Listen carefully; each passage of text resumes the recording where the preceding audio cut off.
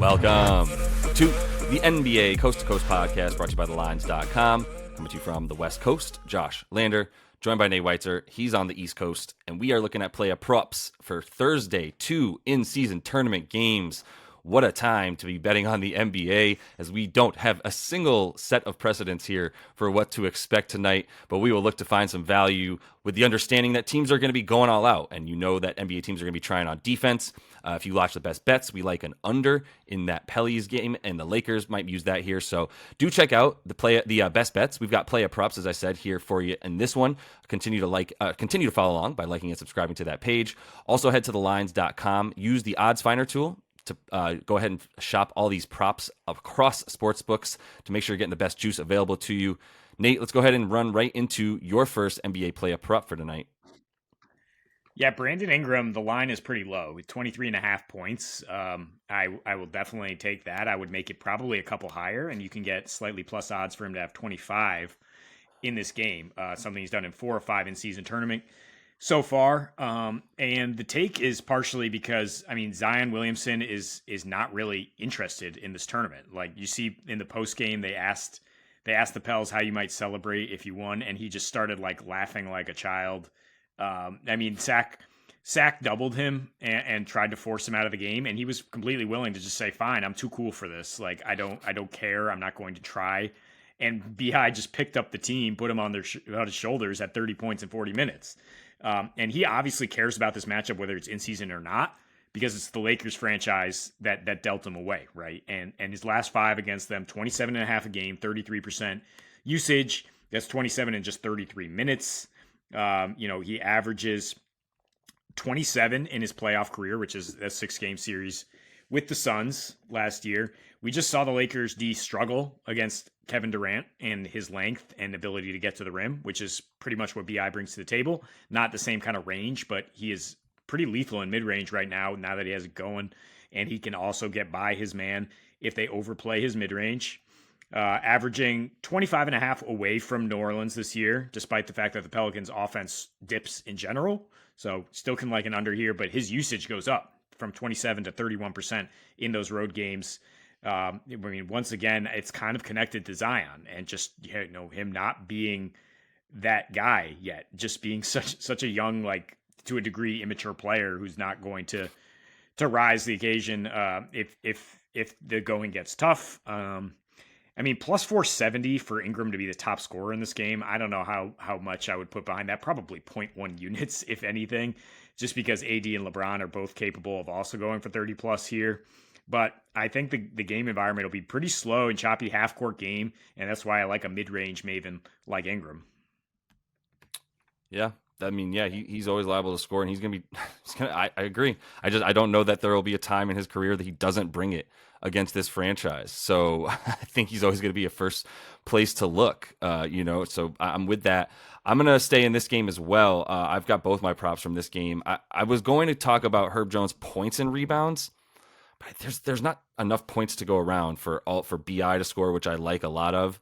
I don't know that Zion's going to be super quiet for 2 games in a row. Not that necessarily impacts Ingram's ability to score. Zion was still very involved in the pass game, had 6 assists, which was almost as many field goals as he attempted, by the way. He only shot 8 times. Like you said, he's like, all right, you're just going to double and triple me every time. Like, I don't need this shit. I'll just drive, jump in the air, and then find one of the 3 open dudes because you're triple teaming me. And I don't think that'll necessarily be the exact game plan for the Lakers, but they can't really afford to like let Zion get ahead of steam and then meet AD at the rim every time. 1, AD is going to eventually break. We all know that. And 2, that's just going to continue to get him in foul trouble, right? So yeah, and Zion will just get assists off of that. So either way, I like all that. I'm going to go with Herb Jones rebounds though. I think this is another good spot for him to keep getting boards.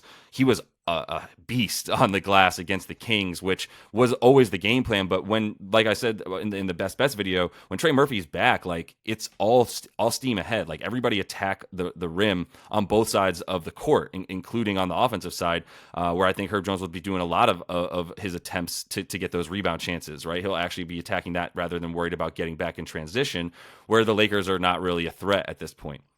The 4.5 boards is something that he's done in his last three. Trey Murphy's been back for the last three. He didn't really play much of one of those games, mostly two of them. But either way, with him back, Herb is a true like forward and doesn't have to worry about playing anywhere a little bit more above the break, if you will, because now Trey Murphy is the shooting guard for this team. And he made it all the way up to 29 and a half minutes in just his second game back against the Kings. I expect him to get 30 at least in this one as well, as he's a pretty solid matchup to have in this Lakers game, and can definitely shut down a variety of positions which is the Lakers can score in a couple different ways. So either way, they do allow the eighth most rebounds per game to small forwards. And Herb's rebound chances have gone up. Like I said, with Trey Murphy back, he's up to 10 rebound chances. He was at about 7 in the prior 15 games. I do think there's something to the idea of like him needing to also just help out on a couple guys down low, right? Like he's the help defender. If anything, steals, it's at 1.5 and not even really great juice because he does it all the time.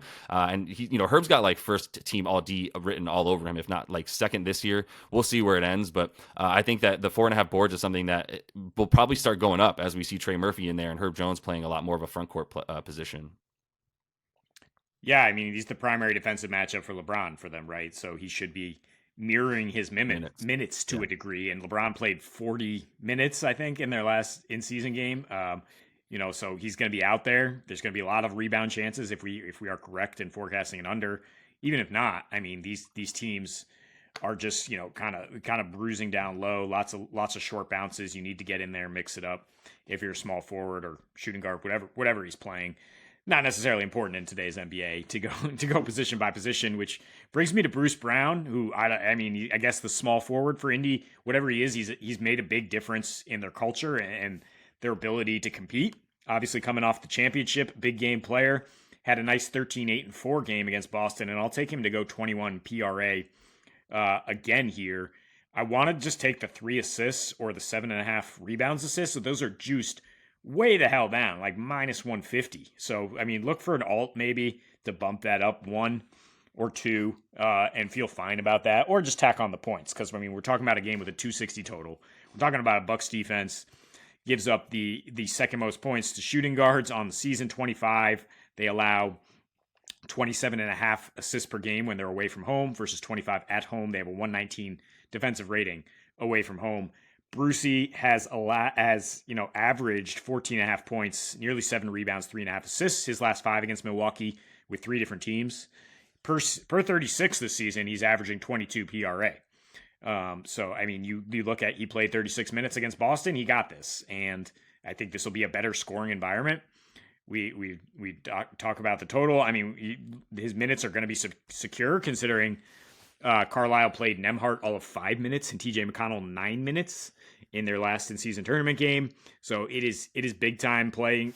It is a big time situation now. Time to give the adults all the run.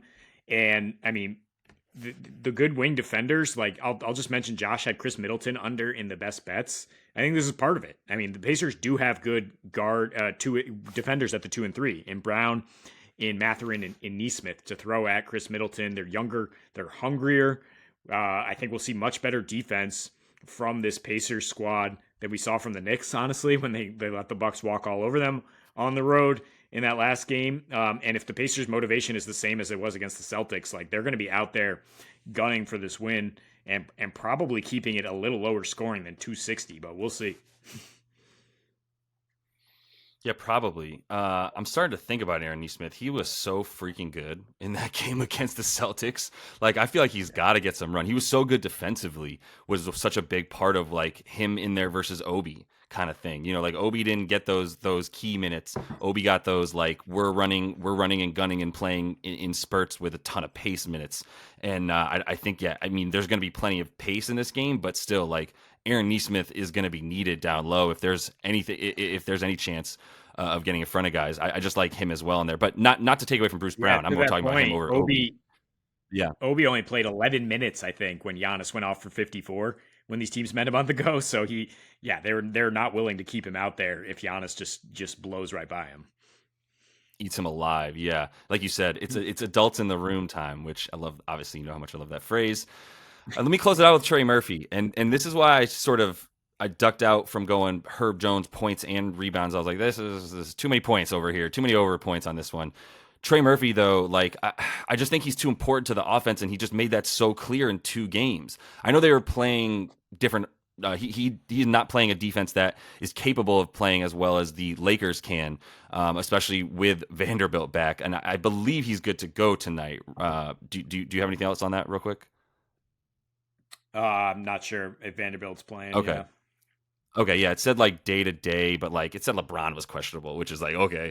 But either way, I think regardless, like that's not necessarily the matchup on Trey Murphy. Point being, like this is still a good spot for Murphy in a game that they're going to need his offense. So in the 2 games back, he's had first he played 17 minutes, still went over 13 and a half, by the way. Then he came in the last game against the Kings up to 29 and a half minutes. And I was mentioning in the best bets, I do think he's good for a solid 30 at least in this game as well. The thing that's really encouraging is he's gotten 13 field goals in each of those 2 games. Even in 17 minutes, he shot 13 times, and they want him to. That's what he's out there to do. He is the help that they need for Zion to not get double and triple teamed. Their 3-point shooting was fairly abysmal, honestly, up until the last couple games, and it jumped up to 39% in the 2 games that he's been in. It was 35% before that. And with him off court in those last 2 games, I should be more specific. It was 39% with him up on the floor versus the 35 off.